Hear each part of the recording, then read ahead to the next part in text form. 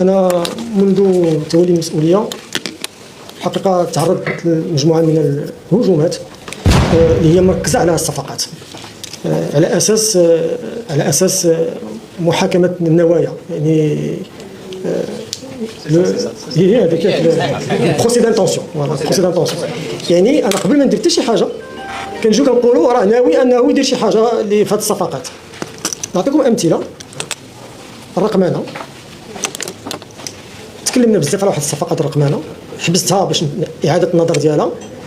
دغيا خرج واحد الهجوم أنني غنحبسها وغنعطيها لواحد الشركة أمريكية واحد الشركة أخرى وما عرفتش داكشي وهذا كلشي و180 مليون درهم.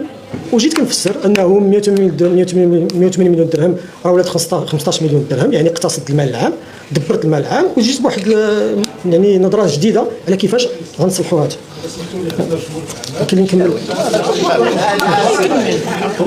من حقنا نجاوبوا على الرقم هذا سيدنا ابن محترم.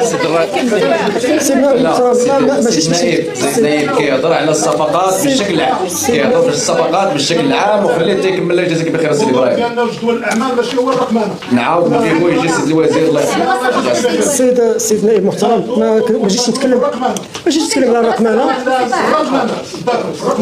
يعني ما جيتش نتكلم على الرقمنه، والساده النواب المحترمون كلهم تكلموا على بزاف. الله يخليك طول بالك. ورا السيدات والساده النواب المحترمين تكلموا على مجموعه من حتى اللي تكلم على لي مورك، وانا راه كنتسنى ترى سمعت لي مورك راه قيت باش نمشي نشوف هذا المشكل ديال مورك شنو فيه.